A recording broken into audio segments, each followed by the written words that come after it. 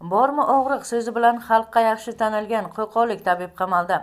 Assalomu alaykum qadrli tomoshabin, kunning tezkor xabarlarini o'tkazib yubormaslik uchun video ostida like tugmasini bosishni hamda obuna bo'lishni unutmang.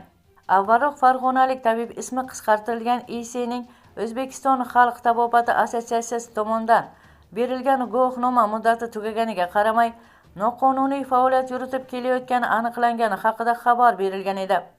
Sud qarori bilan unga 10 sutka ma'muriy qamoq jazosi qo'llanildi.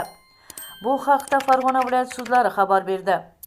Qayd etilishicha, jinoyat ishlari bo'yicha Qo'qon shahar sudining bugun 17-dekabrdagi qarori bilan xalq tabobati bilan sudlanuvchi fuqaro 1971-yilda Farg'ona viloyatida tug'ilgan, ismi qisqartirilgan ISE ma'muriy javobgarlik to'g'risidagi kodeksining 59-5-moddasi xalq tabobati to'g'risidagi qonunchilikni buzish 3-qismida nazarda tutilgan huquqbuzarlikni sodir etgan deb topildi.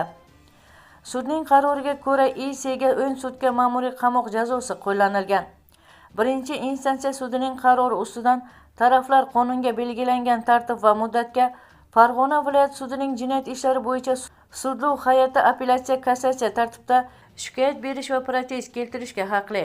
Ma'lumot uchun, fuqaro ISE 2025-yil 10-yanvar kuni jinoyat ishlari bo'yicha Qo'qon shahar sudining qaroriga muvofiq ma'muriy javobgarlik to'g'risidagi kodeksining 59-5-moddasi 1-qismi nazarga tutilgan huquqbuzarlikni sodir etgan deb topildi. Unga BXMning 20 baravar miqdoridagi ma'muriy jarima solingan.